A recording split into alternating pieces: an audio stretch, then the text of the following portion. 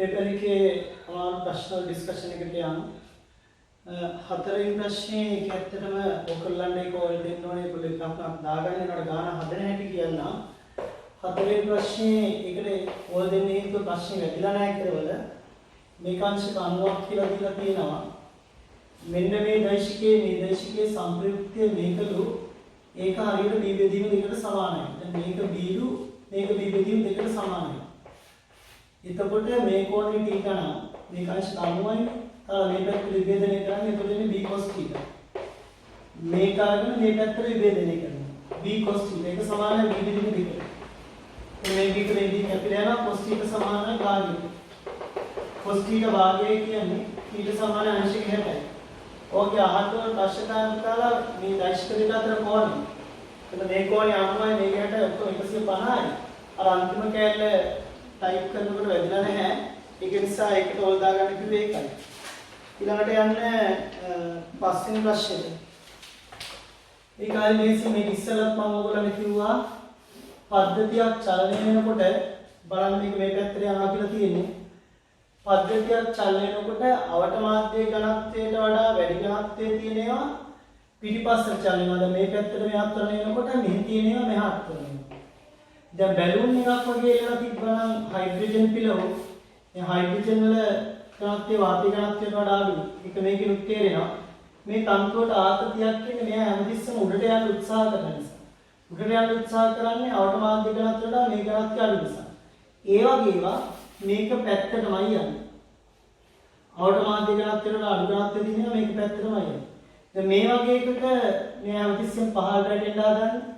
පහළට වැටෙන්න හදන්නේ අවට මාධ්‍යයට වඩා මේ ඝනත්වය වැඩි නිසා. ඒ වගේම යන්නේ මෙහාට මේ වගේම යන්නේ. ඒතර වායු බුබුල ඝනත්වය ද්‍රව්‍ය ඝනත්වයට වඩා අඩුයි. ඒ නිසා වායු බුබුල යන්නේ පස්කොත් චලනයේ පැත්තටම ඉදිරියටම. ඒක නිසා ඒක උත්තර ඉදිරියටම චලනය වෙනවා කියන්නේ පස්වෙනි එක. හයවෙනි ප්‍රශ්නේ. හයවෙනි ප්‍රශ්නේ ගාන හදන්න දෙයක් නැහැ. දැන් මේ බලන්න මේක ඔයගලට මම හදන්නට මේ ඉස්සලා කිව්වා සුමන තලයක් නම් මේකේ g මේක θ කියලා ගන්න හදන්නත් ඕනේ නැහැ. සුමන තලවල ත්වරණයේ සංරචකයේ ජීවන සංරචකයක් g sin θ කියලා කිව්වා. ඕනනම් හදනවා නම් මේ පැත්තට f m දාන්න මේ පැත්තට තියෙන g sin θ සමානයි වෙන්නේ. උදාහරණ මේක කවන්න පුළුවන්. මොකද මේ පැත්තට තියෙන g sin θ කියලා දාන්න. तो प्रतिक्रिया වැඩක් නැහැ මේ පැත්තට දාන්න. නිසා ත්වරණයේ සංරචකයේ එන්නේ g sin θ කියලා. ඉතින් ස්කන්ධේ කොච්චර ලොකු වුණත් පොඩි වුණත් වැඩක් නැහැ. මේ ස්කන්ධේ නැහැ. ඒ නිසා හැම වස්තුවක්ම යන එකම ත්වරණේ. ඒතකොට එකම ත්වරණේ යනකොට පිටිපස්සේ වස්තුව ඇවිල්ලා ඉස්සරහට පෙන්නේ නැහැ. ඉස්සරහ වස්තුවේ ත්වරණය අඩුලා පිටිපස්සේ වස්තුවේ පෙන්නේ නැහැ. ඒ නිසා මෙතන ප්‍රතික්‍රියා නැහැ. උත්තරේ බිඳුවයි. උත්තරේ දෙවෙනි. ඊළඟට 9 වෙනි ප්‍රශ්නෙට යන්න. 9 වෙනි ප්‍රශ්නේ.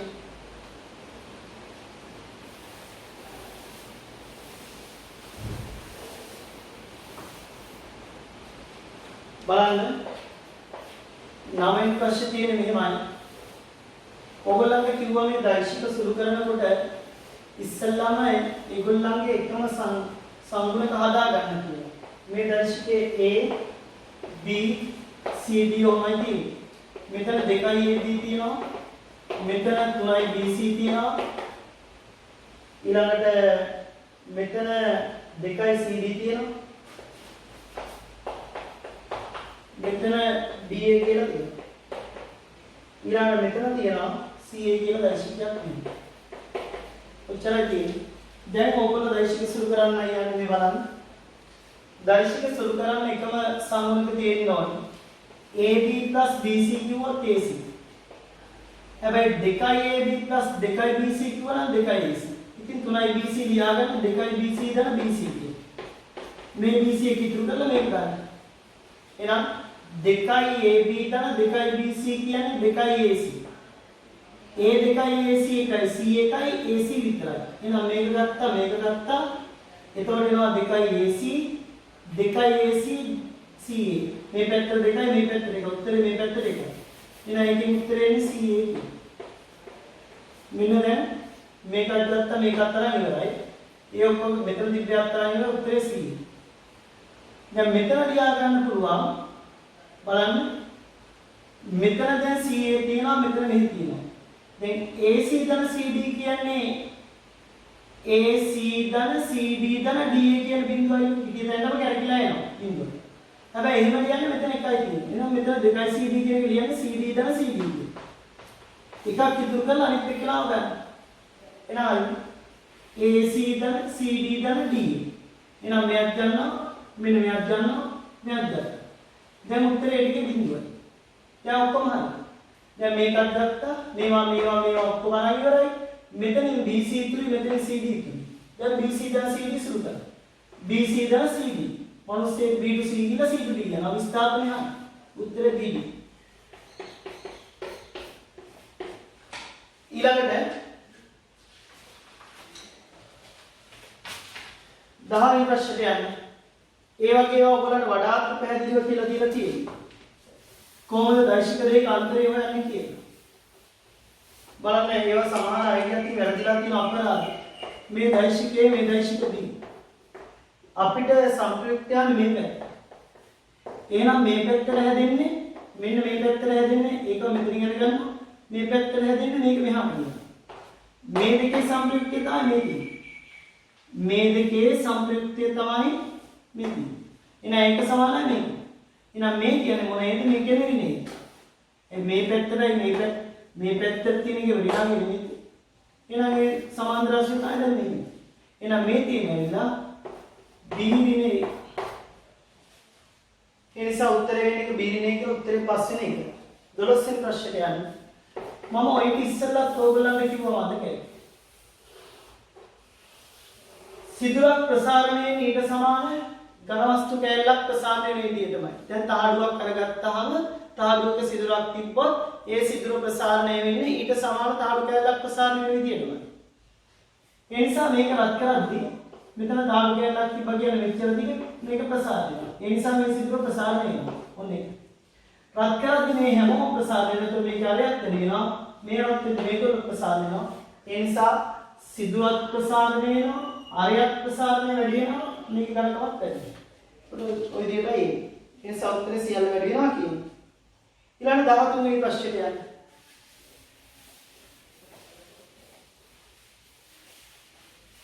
13 වෙනි ප්‍රශ්නේ බලන්න. දැන් ඕගොල්ලෝ දැකලා තියෙනවා පාලම් වල හදනවත් කිව්වේ මේ තියරියම් එකට මම මේ කීපාරක් වුණා කිව්වා. හැබැයි මෙන්න මෙතන සිරස්ව තිබ්බොත් මේ කෑලි පහළ වැටෙනවා ලේසි. ඒතකොට එහෙම තියෙන්න බෑ. ඒක නිසා ඔය දෙවෙනි උත්තරේ වැරදි. ඊළඟට මෙහෙම තිබ්බොත් කොහොමද වෙනවද පහළ? මෙහෙම ඇද්දොත් එහෙම ඔය තුන්වෙනි රූපය වගේ මේ කැලේ පහළට වැටෙන එක බලන්න. මේ කැලේ චුට්ටක් පහළට වැටෙනවා මේක නෙමෙයි. දැන් ලේසියෙන් තාත් වෙනවා. තා පොඩ්ඩක් පහළට වැටෙනවා මේක නෙමෙයි. දැන් තාත් ලේසියෙන්. ඒක නිසා මේ පැත්තට වෙන්නත් බෑ වරදිනවා මේක පැත්තට වෙන්නත් බෑ වරදිනවා. ඒ නිසා දෙක වැරදි, තුන වැරදි, හතරක් වැරදි, ඒක මැදින් තිබ්බට ක්ලින් තියෙන මේ වගේ කැලියක්. බලන්න පස්වෙනි එක. පස්වෙනි එක තියෙන්නේ මෙහෙම. දැන් ඔය මැද කැලේ මම මෙහෙම. තා ඉතින් මේ විදිහට ගඩොල් බැලලා තියෙනවා. උඩ දැකලා ඉතින් මේ වගේ ඒවා ඔයගොල්ලෝ නම් කඩුගස්තට පේරාදී කැම්පස් එක පැත්තට යන දෝර පැත්තේ ඒතර කඩුගස්තට පාලමක් තියෙනවා. එතනින් තෝ බලන්න පුළුවන්. එතරම් ඔබ තියෙනවා. එතකොට මේ කැලේ පහළට වැටෙන්න ගියා කියන්නේ. මේ කැලේ පොඩ්ඩක් පහළට වැටෙන්න ගියාම ඔක කොහොමද හිතන්නේ මේ මගින් හිතන්නේ පොඩි කැලේද? ඔය වගේ කැලේ හිතන්නේ. මේක පොඩ්ඩක් පහළට ආවොත් එන්නේ දැන් මේ හරියට දැන් මේ දිගට වඩා මේ දිග කුඩයිනේ. ඒ වුණාට මේක පල්ලෙහාට එන්න ආවොත් මේ වැඩි දිග තමයි පහළට එන්නේ. ඒතකොට මේක හිර වෙනවා. මෙතනින් එළියට එන්න ආවට මෙහෙන් හිර වෙනවා. ඇයි මේ දිගට වඩා මේ දිග අඩුයි. මේ වැඩි දිග මෙතනට එනකොට මේක හිර වෙනවා. ඉතින් පල්ලෙහාට එන්න බෑ. ඉතින් මේ කුඩා සිදුර කීකට විශාල එක කෙලියට අදින්න බෑනේ. යෝග ස්ථාන. ඊළඟට බලනවා පළවෙනි රූපෙත් තියෙන කොහොමයි පස්වෙනි රූපෙත් තියෙන්නේ කොහොමද? දැන් ඕගොල්ලෝ දිග ඉරටුවක් ගත්තොත් ද ලේසියෙන් කැඩෙන්නේ කොට ඉරටුවක්ද කියලා බලන්න. දිග ඉරටුවක් ගත්තාම ලේසියෙන් කැඩෙනවා. කොට ඉරටුවක් ගත්තාම ඒ ඉරටුවෙන් පොඩි කැලක් ගත්තාම ලේසියෙන් කඩන්න බෑ. ඒ නිසා පද්ධතිය සම්පූර්ණයෙන් සම්බන්ධ වෙලා තියෙනකොට අස්ථායි කැලි තියෙනකොට ස්ථායි. ඔය ගේක වහලයක් වුණත් කැලි හැම පැත්තටම කඩ ගන්නකොට ස්ථායිතාවය වැඩි. තනි වහලයක් ගහපුවම මෙහෙම වාහනේ මෙහෙම මැදි පාත් වෙන්න බලනවා බර වෙන්නේ. ඒතර අස්ථා. ඒ නිසා වඩා අවස්ථාව වෙන්නේ පළවෙනි එක. පළවෙනි එකෙන් පස්වෙනි එකෙන් ගත්තාම පළවෙනි එක. ඊළඟ 14 වෙනි එකත් එහෙමයි. හැමතිස්සෙම බර ක්‍රියාකරන ලක්ෂ්‍ය පහළට එන්නේ ස්ථාන. ඒක නම් ඉතින් කවුරුත් වැඩි අහලා නැහැ. වැඩි නෙවෙයි අහලා නැහැ. බර ක්‍රියාකරන ලක්ෂ්‍ය පහළට එන්නේ ස්ථාන. ඒ කියන්නේ ගුරුත්ව කේන්ද්‍රය පහළට එන්නේ ස්ථාන. ගුරුත්ව කේන්ද්‍රය ඉහළට යන අස්ථානික. ඒක ප්‍රශ්නයක් නෑ ඒක අහලා නෑ කට්ටිය. ඒක ඉතින් තේරුම් ගන්න පුළුවන්. ඊළඟට බලන්න 15 වෙනි ප්‍රශ්න. බලන්න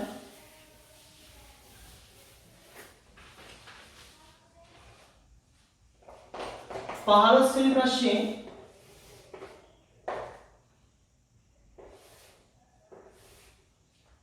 බලන්න මෙහෙමයි තියෙන්නේ. දැන් ඔයගොල්ලෝ දන්නා ප්‍රේකාන ප්‍රස්ථාරයක අනුක්‍රමණය කියන්නේ කරන්නේ. ඔය වගේ විස්ථාපන කාල ප්‍රස්ථාරයක අනුක්‍රමණය කියන්නේ ප්‍රවේගය. බලන්න විස්ථාපන කාල ප්‍රස්ථාර දීලා තියෙනවා. එහෙනම් මේක අනුක්‍රමණය ගන්න. අනුක්‍රමණය කියන්නේ tan θ. gradient එක කියන්නේ tan θ. tan θ කියන්නේ සමුපපාද විදිහින් බද්ධපාද. මේ පළවෙනි එකේ සමුපපාදය උස 12යි බද්ධපාදය 4යි. මේක 12 විදිහම 4 ඒ කියන්නේ 3. දෙවෙනි එකේනාගේ මම මේක ටීට කියන්න. මේක alpha කියන්න. දෙවෙනි එකේනාගේ අනුක්‍රමණය gradient එක tan alpha. ඒකේ උස දීලා තියෙන බලන්න 8යි.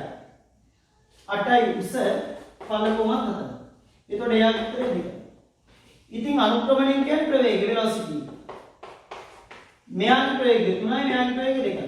දැන් බලන්න වස්තුවනේ කොහාටද ගියේ? දෙන්නටම දන්න අනුක්‍රමණය. ඒ කියන්නේ දෙන්න බෑනේ එකම පැත්තට. කවුරුත් වෙන පැත්තට යන්නේ නැහැ. එහෙනම් එක්කෙනෙක් මේ පැත්තට යනවා තුනකින් එක්කෙනෙක් මේ පැත්තට යනවා දෙකකින්. සාපේක්ෂ ප්‍රවේගය යොමු. එකම පැත්තට යද්දී සාපේක්ෂ ප්‍රවේගය අඩු වෙනවා. මෙයාට මෙහා මේ නිදි යනවා කියනවා. ගාන බලන්න. ගාන අහන්නේ b ට සාපේක්ෂයෙන් b කියන්නේ අඩු වෙනවා. අඩු වෙනාට මෙයා පේන්නේ කියන්නේ. ඔන්න මෙයාට මෙයා පේනවා මේක කියනවා කියනවා. විදිහට එනිසා උත්තරේ වෙන්නේ 4 වෙනි එක. ඊළඟ 16 වෙනි එකට යන්න. a ට සාපේක්ෂව b යවුවා නම් ඒකේ උත්තරේ පළවෙනි එක. b ට සාපේක්ෂව යහන නිසා ඒක ධන උත්තරයක් විදිහට පේන්නේ. b ගේ 2යි අරගේ 3යි. 16 වෙනි එක. ඔයගලන්ට මම කිව්වා තන්තුවක් බලනවා මේ ඉහළ ලක්ෂ්‍යයට තමයි වැඩිම බල දැනෙන්නේ. පහළ ලක්ෂ්‍යයට දැනෙන්නේ මේ වස්තුවේ බල විතරයි. මේ හරියට යනකොට වස්තුවේ බලයි තන්තුවේ බලයි දෙකම දැනෙනවා. ඒ නිසා මේ ආකාර වෙනස්. මේ ආකාර වෙනස්. ඉහළ ලක්ෂ්‍යයට තමයි මුළු බලම දැනෙන්නේ. වස්තුවේ බලයි තන්තුවේ මුළු බලයි. ඒ නිසා ඉහළට යන්න ආකාර වැඩි. ගානේ හම්බේ බලන්න. ඉහළ කෙරවල ඒ කියන්නේ ඉහළ කෙරවල. ඉහළ කෙරවල සිට පහළ කෙරවලට එන්නේ. එහෙනම් ඉහළ කෙරවල තමයි ආකෘතිය වැඩි. පහළ කෙරවලදී ආකෘතියදී අඩු වෙලා බිඳු වෙන්නේ නැහැ. පහළදීම මේ වස්තුවේ බල හරි දැනෙනවා. බිඳු වෙන්නේ නැහැ. ඒ නිසා උත්තරේ වෙන්නේ 3 වෙනි එක. 17 වෙනි ප්‍රශ්නෙට යන්න.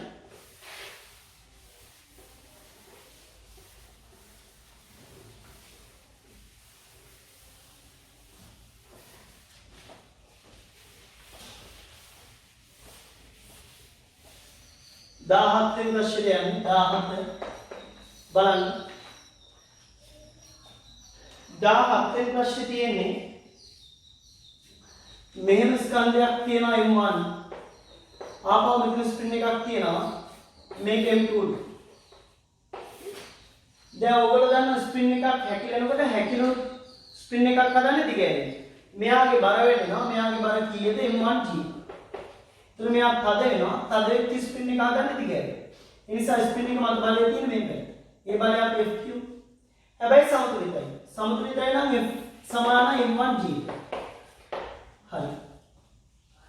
දැන් එහෙනම් ඔන්න F සමාන M1G. දැන් කියනවා මෙන්න මේක එකපාරට අතහරින්න.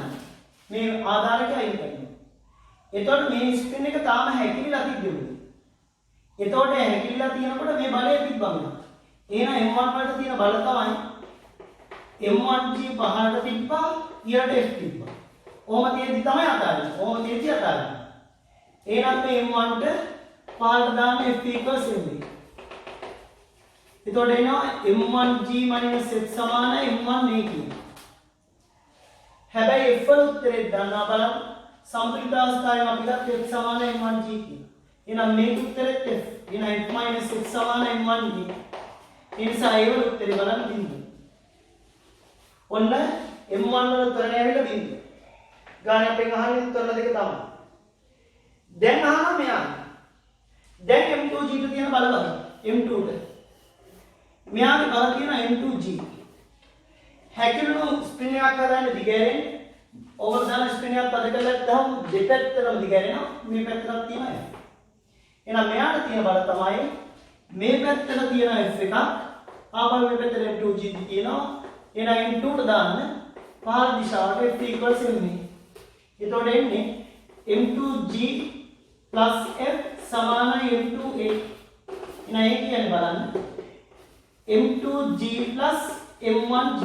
අයි F වල උත්තරය අපි හොයාගත්ත M1G කියන. ඒක තමයි මේ ආදේශය කියන්නේ. F වලට M1G. බෙදීම M2. ඒ නිසා උත්තරය වෙන්නේ පළවෙනි එක. ඊළඟට බලන්න 19 ගානක් වගේම ගානක් තියෙනවා. ඔය ඊට වඩා ටිකක් හොඳ ගානක් ඉස්සරහද ඒක නිසා ඒ ගාන ඩිස්කෂන් එක කරද්දී ඔක හරි.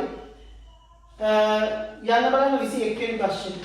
ඕගොල්ලන්ට මේ වස්තු වල තෙරපුම් මාතති ලකුණු කරන හැටි කියලා දුන්නා. තෙරපුම් මාතති ලකුණු කරන හැටි කියලා දුන්නා.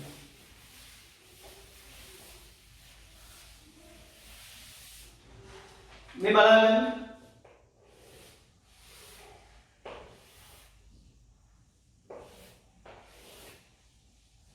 මෙතනින් බලයක් තියෙනවා. මම කිව්වා මේ වගේ තැන් වල ප්‍රතික්‍රියා ගැන හිතන්න එපා බිත්ති ගැටෙන තැන් වල. මේ වගේ නිදාස් සංදි වල මේවට කියන්නේ නිදාස් සංදි කාගෙත් එක්කවත් ගැටිලා නැහැ. මේවා නිදාස් සංදි නෙමෙයි මේ බිත්තියකට ගැට ගහලා හෝ බිත්තියකට තියලා පාස් කරලා තියෙන්නේ. ඒවැ හොයන්න බෑ. මෙන්න මේ නිදාස් සංදි වල විතරයි හොයන්නේ. කොහොමද හොයන්නේ? ලේසි. මෙතන යන්න. මේ පැත්තට බලයක් තියෙනවා. එහෙනම් මේ සංදිය සම්පූර්ණ වෙන්න ඉහළට බලයක් තියෙනවා. තිරස්තර වලින් සිරස්තර බැලන්ස් කරන්න බෑ. ඒ මේ අංශකාර මොකයි නැසලකා හැරෙනවා. ඒ නිසා මේ පහට තියෙන බලය බැලන්ස් වෙන්න මේකද කියන්නේ ආරෙන් බලයක් උඩට එන්න. මොකද එතකොට මේකේ සංරචකයේ උඩට ඒකයි මේකයි බැලන්ස් වෙන්න පුළුවන්. කැපිලා යන්න පුළුවන්. ඒ කියන්නේ හැමතිස්සෙම දෙපැත්තට බලය වෙලා කැපෙන්න ඕනේ. ඊළඟට බලන්න ඔන්න දැන් සිරස් එකෙන් මෙයාගේ සිරස් එක මෙයාගේ පහට තියෙන එක මෙයාගේ ඉහළට තියෙන එක කැපිලා බල බැලන්ස් වෙනවා. හැබැයි සමතුලිත වෙන්න ඉහළට සමතුලිත වෙන්න ඕනේ තිරස්කය. සියලුම ලම්බ දිශාවල සමතුලිත වෙන්න. එහෙනම් මෙයාගේ තියෙන තිරස් සංචයයක් වෙනවා මේ පැත්තට. ඒ කියන්නේ දකුණට.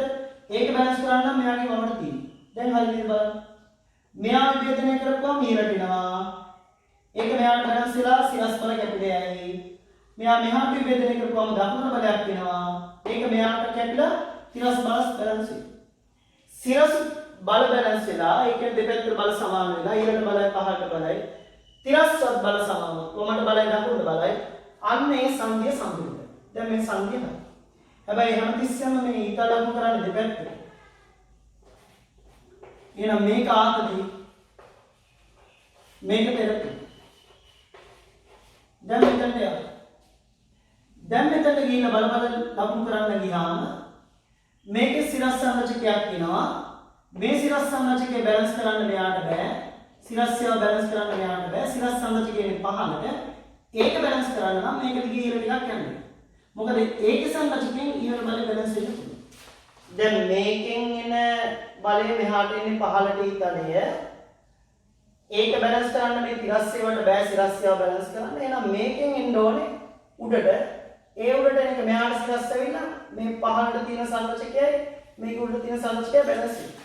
ඒක වැඩි නැහැ. හැබැයි මේ වලක් වෙනුත් දෙන්න. දැන් මේකෙන් එන්නේ මෙහාට මේකෙන් එන්නේ මෙහාට. ඒ කියන්නේ මේ දෙන්නගේ තිරස්ය වෙන්නේ වම් පැත්තට. එහෙනම් මේක දිගේ දකුණු පැත්තට එන්නේ. ඔන්න ඒ විදිහට බල බැලන්ස් කරන්නේ. ඒ නිසා උත්තරේ එන්න ඕනේ බලන්න. තෙරපුම් තියෙන කාර්යය කියලාම මේක තෙරපුමක් මේකක් තෙරපුම. මේ තෙරපුම. කම්පියුෂන්ස්. ඒ නිසා AB දණ්ඩයි BD දණ්ඩේ තමයි තෙරපුම් තියෙන්නේ. AB හා BD වල. BD වල තියෙනවා පහු AD විතර AD. මේක A D මේක B මේක තමයි තියෙන්නේ. AD දණ්ඩ වලයි BD දණ්ඩ වලයි තියෙන්නේ. හරි. B මේක BC නා. හරි තෙරපුම් තියෙන දණ්ඩ දෙක තමයි අහන්නේ. ඊළඟට 22 ප්‍රශ්න හරිය ලේසි. ප්‍රක්ෂිප්තයක එකම මට්ටමේ තිරස්පරාසී සමීකරණය r සමානයි 2u වර්ගයේ බෙදීම g sin θ වරක් cos θ. ඕක මතක තියාගන්න ඕනේ කියලා තියෙනවා. ඕකේ අපිට ඕනනම් පියාසර කාලයක් ලියන්න පුළුවන් මේ θ කියලා ගත්තොත් පියාසර කාලයේ 2u sin θ බෙදීම g. නැත්නම් සිරස් සිරට දාන්න is සමානයි ut දන භාගයේ කියලා සිරස් ස්ථාපනයේ බිඳුවේ දැන් මේවා දන්නවා. මේක u sin θ වරක් t ඍණ භාගයේ gt වරයි. එතකොට බලන්න මේ පදේ මෙහාට යනවානේ. එතකොට t වලට උත්තරේ ඉන්නේ 2u බෙදීම g sin θ කියලා. ඉතින් මේවා ගොඩක් පාරක් කරලා දෙන නිසා දැන් ඔයාලට ඉස්සර කෙලිම ඔබ ලියන්න. හරි. දැන් මම ඔබ හැමතිස්සම කියන එක මේ එක මට්ටමේදී ගණන් හදනකොට ප්‍රක්ෂිප්තවල මුල ඉඳලා ගාන හදන්න එපා. හැමතිස්සෙම අනුගාන තිරස්පලා සූත්‍රය දැනුවත් වෙන්න කියනවා. හරි. දැන් එහෙනම් තිරස්පලා සූත්‍රයේ මෙන්න r සමානයි 2u වර්ගයේ බෙදීම g sin θ cos θ. ඔන්න තිරස්පලා සූත්‍රය. කාලයේ උත්තරේ ගත්තොත් එන්නේ 2u මෙතන තියෙනවා බෙදීම g sin θ. දැන් මොකද්ද මෙයා කරනවා කියන්නේ? මෙයා කරනවා කියන්නේ කෝණය වෙනස් කරන්නේ නැහැ. ඔන්න කෝණය වෙනස් කරන්නේ නැහැ. කෝණය වෙනස් කරන්නේ නැතුව ප්‍රක්ෂේපණය කරන වේගය වෙනස් කරනවා. එහෙම කෙරුවම මෙයාගේ පරාසය කළ විට තිරස්පරාසය දෙකු වෙනවා. එහෙනම් අපි මේ t කියන එක පැත්තකින් පොඩ්ඩක් තියාගමු. මේක අවස්ථාව දෙකකට දාමු. දාන්න ඉස්සෙල්ලා නියත පද කපන්න. පළවෙනි අවස්ථාවේ තිරස්පරාසය වගේ දෙවෙනි අවස්ථාවේ දෙගුණයක් වෙනවා. ඔන්න පළවෙනි අවස්ථාවේදී r දැම්මොත් දෙවෙනි අවස්ථාවේ 2යි. බෙදනකොට ඒවා කැපෙනවනේ. r කැපෙනවා. ඉතින් පළවෙනි අවස්ථාවේ 2යි දෙවෙනි අවස්ථාවේ 2යි. මේ නියත පද ලියන එකේ තේරුමක් නෑ. අවස්ථා දෙකට මේවා ඉලක්කම් එහෙමමයි ලියන්නේ. ජීත් එහෙමයි. කෝණය වෙනස් කරන්නේ නැහැ. වෙනස් sin θ cos θ වෙනස් වෙන්නේ නැහැ. නම් පළවෙනි අවස්ථාවේ මෙතන u 1 වර්ගය දෙවෙනි අවස්ථාවේ u 2 වර්ගය. එහෙනම් මේක බෙදන්න. එහෙනම් මේ තියෙන්නේ u1 බෙදීම u2. එකයට දෙක. මේක වර්ගය. එහෙනම් u1 බෙදීම u2 ගන්න නම් මේක වර්ගමූල ගන්න. එකේ වර්ගමූල 1යි දෙකේ වර්ගමූල 2යි. දැන් මේක පැති වර්ගය අයින්. එහෙනම් උතන පේනවා u2 සමානයි මූල 2යි u1 තියෙනවා. දැන් කාලය ගැන යන්න. කාලයට යන්න. අපිට කාලය කියන සමීකරණය දුන්නේ 2u බෙදීම g sin θ වලින්. මේ තියෙන්නේ. එහෙනම් මේකත් අවස්ථා දෙකකට දාන්න. පළවෙනි අවස්ථාවේ පියාසර කාලය කැපිටල් T u, දෙවෙනි අවස්ථාවේ t dash කියලා ගන්න. නියත පද කපන්න. ඒ කියන්නේ බෙදනකොට නියත පද කපන්න එපා. නියත පද කපලා බෙදන්න. ඒතකොට ලේසි ගොඩාක් වෙලා ඉතුරු වෙනවා. g නියතයි, දෙක නියතයි, කෝණය වෙනස් කරන්න යන දෙකක් තියෙනවා. එහෙනම් ඉතින් පළවෙනි අවස්ථාවේදී ප්‍රවේගය u1යි, දෙවෙනි අවස්ථාවේදී u2යි කියලා අපි ගන්නවා. එහෙනම් බලන්න t බෙදීම t dash කියන අන්ත එක මෙතන u1යි u2 වෙනකොට ලියන්න පුළුවන් මෙයාගේ මූල 2යි u1 මේක මේක කරමු. එහෙනම් මේක හරස් ගුණ කරන්න. එහෙනම් t dash වලින් මූල 2යි t කියනවා. ඒ නිසා උත්තරේ මූල 2යි t කියනවා. 23 වෙනි ගාන පොඩ්ඩක් බලන්න. 23 වෙනි ගාන බලන්න 23 වෙනි ගානේදී ගානේ අහන්නේ අර සාමාන්‍ය නිකන් දණ්ඩක් දීලා ඕගොල්ලන්ගෙන් ආපෘතියක්ම අහන්න. දැන් ඕගොල්ලෝ හොඳට දන්නවා මේක මෙහෙම යට පාස් කරන්න නැතුව මෙහෙම තිබ්බනම් මෙයාගේ බල මෙයාගේ නිසා මේක වැටෙන්න හදනවා. හැබැයි දැන් මෙතනින් තද කරලා අල්ලන් ඉන්නකොට පාස් කරලා හිතුවම හරි කොහොමද මේක තියනවානේ. දැන් හැමතිස්සෙම වැටෙන්න හදන්නේ මේක. එතකොට මේ පැත්ත ඇදෙනවා. මෙතන ඇදෙනවා. ඇදෙනවා කියන්නේ ආතන. හැබැයි යට පැත්ත සංකෝචනවා. මෙහෙම එකක් තිබිලා මෙහෙම නෝක වෙන්න හදන්නේ. කොහොමද වෙන්න හදන්නේ කොහොමද? ඒක ආයෙ කරලා නිසා. එතකොට මේ පැත්ත දිග වැඩි වෙනවා මේ පැත්ත හැකිලෙනවා. මෙයාගේ සම්පීඩන මේ ඔක්කොම මේ වටේටම ආතන. ඒ නිසා ඔය x y කියන ඒවා තියෙනවනේ ආතති z කියන එකේ තියෙනවා සම්පීඩනය. ඒතකොට උත්තරේ වෙන්නේ දෙවෙනි එක. 24 වෙනි ප්‍රශ්නෙට යන්න. බලන්න 24 වෙනි ප්‍රශ්නේ මේක බබළු 16ක් තියෙනවා. අපි මෙහෙම ගමු. බබළුක ස්කන්ධය කියලා ගමු. මේ පැත්තේ බබළු කීයක් තියෙනවද කියලා අපි දන්නේ නැහැ. මේ පැත්තේ බබළු x තියෙනවා කියලා ගමු. ඔන්න බබළුක ස්කන්ධය මම ගන්නවා. බබළුක ස්කන්ධය ගන්නවා මම මේ පැත්ත x තියෙනවා එහෙනම් මේ පැත්තේ මුළු බර වෙන්නේ m වරක් x වරක් g. දැන් මේ පැත්තේ බර වෙන්නේ කීයද කියලා ලකුණු කරගත්තාම හරි. ඔක්කොම පබළු 16යි තියෙන්නේ. මේ පැත්තේ x තියෙනවා නම් මේ පැත්තේ තියෙන්නේ 16 × x. පබළු උපස්කන්ධයෙන් මේ පැත්තේ තියෙන 16 × x වරක් පබළු ගන්න වරක් mg. එහෙනම් ඔයගොල්ලෝ හොඳටම දන්නවා මේ පැත්තට එන්නේ මොකක්ද විභේදන සංරචකය කියලා. දැන් ඒවා ඉතින් ගොඩක් දන්නවා. එකපාරම ලියන්න පුළුවන්. බලන්න sin θ එහෙම නැත්නම් θ සමානයි sin inverse 1/3 3යි කියලා තියෙන්නේ. එහෙනම් මේ කියන්නේ sin θ සමාන 1/3 3යි කියන්නේ. එහෙනම් මෙන්න θ. මේ පැත්තට එන්නේ එහෙනම් ඔයගොල්ලෝ දන්නවා මේක θ. මේ පැත්තට එන්නේ 16 x වරක් mg sin θ. දැන් අත්ව දිගේ පද්ධතියට දාන්න x සමානයි mg. මේ පැත්තේ තියෙන ඔක්කොම බර මෙතනට ගත්තා. මේ පැත්තේ තියෙන ඔක්කොම බර මෙතනට ගත්තා. ප්‍රශ්නයක් නැහැ. මේ කැලේ බර මේ කැලේ බර තමයි මේ.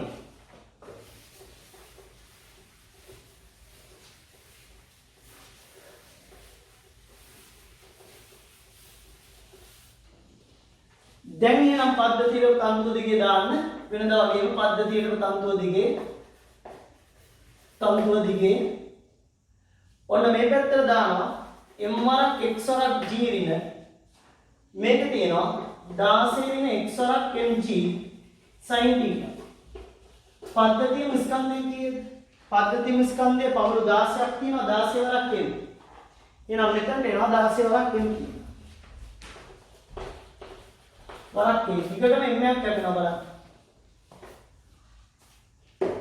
මෙතන තියෙනවා g sin θ වල උත්තරේ දීලා තියෙනවා 3 එකයි කියලා. එහෙනම් මෙතන එන්නේ x වරක් g ඍණ 16 ඍණ x g sin θ කියන්නේ 3 එකයි සමානයි 16 වරක් a. අපිට ඔක සුළු කරගන්නයි තියෙන්නේ. එහෙනම් මෙතනින් එනවා 10x මෙතනින් එනවා 16 g වලින් ගුණ කරන්න. ඒ කියන්නේ 160ක් 160ක් කියලා එනවා. මේක 160යි. බෙදීම 3ක් කියලා එන්නේ. අපි ලේසියට මේක 3ෙන් වැඩි කරලා ගමු ලේසි. මේක 3ෙන් වැඩි කරන්න එතකොට 3xg එනවා. මෙතන ඍණයි ධන. එතකොට gx එනවා. gx ධන 3xg. එතකොට 3xg ධන xg ඔක්කොම 4xg. ඊළඟට මේක ඍණ කියලා එන්නේ. ඍණ 160. ඍණ 16යි g. සමානයි 16 වරක් a. අපේට a වල උත්තරේ දීලා තියෙනවා බලන්න ලේසියෙන්ම a වල උත්තරේ දීලා තියෙනවා පහළට g බෙදීම දෙක තුන එක කියන්නේ. ඒතකොට මේක උත්තරේ g බෙදීම දෙකයි. එහෙනම් මෙතන දාන්න පුළුවන් g බෙදීම දෙකයි. දැන් අනුපාතයකම g තියෙනවා g කපාගෙන යනවා. එහෙනම් මේ කියන්නේ 8යි 16 බෙදීම දෙක ගන්න 8යි.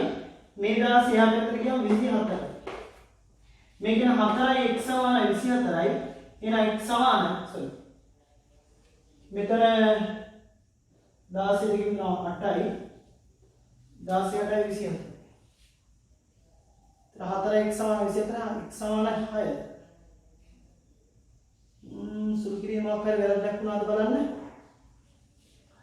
මෙතන sin θ වල උත්තරේ 3න් 1යි. මෙතන පබළු ස්කන්ධ 16 16 g බෙදීම 2යි. සුළු කරද්දි මෙතන බලන්න මෙයාගේ වැඩි වෙනවා. xg ආයි 3xg එනවා. මෙතන නෑ ධන. එතකොට 3xg වලට xg තමයි කරන 4xg. එතකොට ඍණ 16 g එකක් තියෙනවා. සමානයි 16 වරක් g බෙදීම 2යි. කියන්නේ 8යි. g දිගටම කැපෙනවා. 16යි 8යි 24යි කියලා එකතු වෙනවා. මෙතන ඉන්නේ 4යි. 6ක් කියලා ඉන්නේ. හරි. ඔව්. එතකොට මේකද කියන්නේ 6ක්. මේක 6යි. එහෙනම් සිරස් එකේ කොච්චරද තියෙන්නේ කියලා අපි ඒගොල්ලෝ අපෙන් අහන්නේ. සිරස් ආනතලයේ තුල පබළු 10ක් තියෙනවා. සිරස් එකේ පබළු 6ක් තියෙන නිසා ආනතලයේ තියෙන පබළු 10යි. එතකොට උත්තරේ ඉන්නේ 24 ගේ උත්තරේ 2.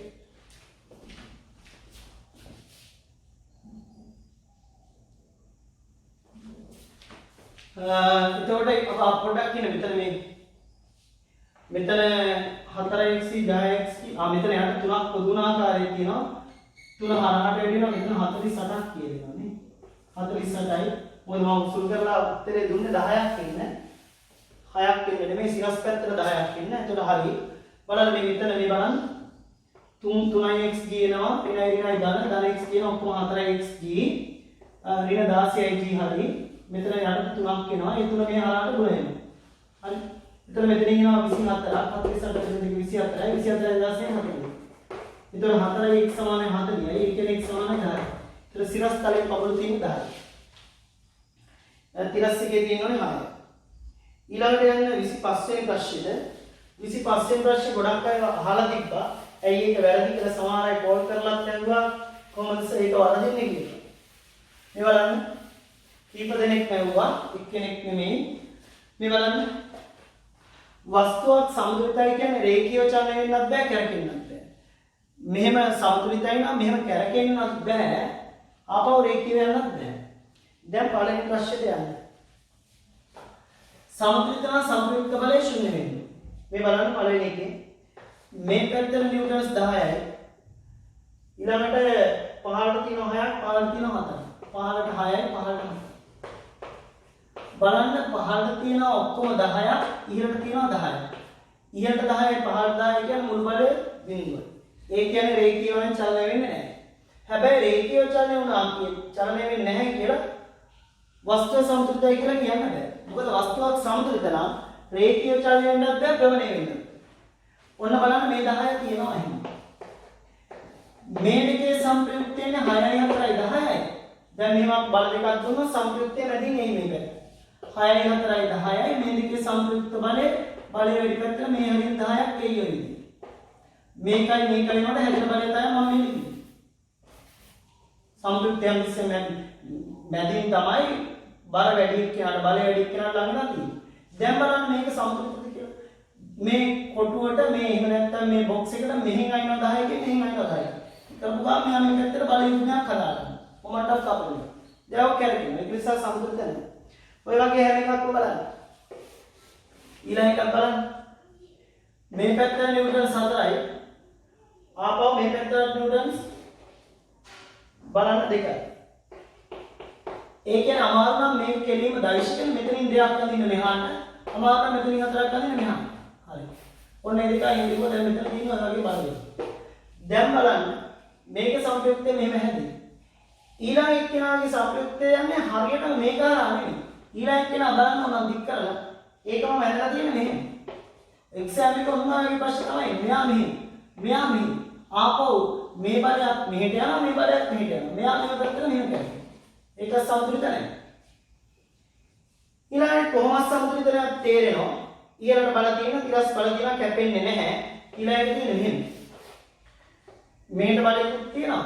මේට බලයකුත් තියෙනවා. ආපහු මේට බලයකුත් තියෙනවා. මේක මෙතනින් අදිනවා මාන මෙතනින් අදිනවා. මෙතනින් අදිනවා මාන මෙතනින් අදිනවා. දැන් මේ බල කොහොමද සමතුලිත වෙන්නේ නැහැ. ඊළඟට බල පාට බලස බැලන්ස් කරන්නත් කවුරුත් නැහැ. දකුණට බල වමට බල බැලන්ස් කරන්නත් කවුරුත් නැහැ. මේකේ සමතුලිතය මේ කොහෙන් හරි එන්නේ. ඊළඟ අන්තිමේ කොහොමද බැලන්ස් වෙන්නේ? අන්තිමේකේ බලන්න. මේ පැත්තට තියෙන යට එකක් තියෙනවා. ඔක්කොම බලන් තියෙනුනේ තිරස් සංරචකයට ගන්න. හැබැයි ඒ සිරස් සංරචකය කැපෙන්නේ ඊළඟ බලයක් තියෙනවා මේ දුන්නාම උරුලිත වෙන්නේ. ඒ නිසා කවුරුත් සම්බන්ධ අවස්ථාවේ පවතින්නේ නැහැ. ඒතර උත්තරයි ඩිස්කෂන් එකේ ඒක ගොඩක් ප්‍රශ්න අහලා තිබ්බ ඔක්කොම මම දැන් ඩිස්කෂන් එකට ගියා. ඒ විදිහට ඒක ගන්න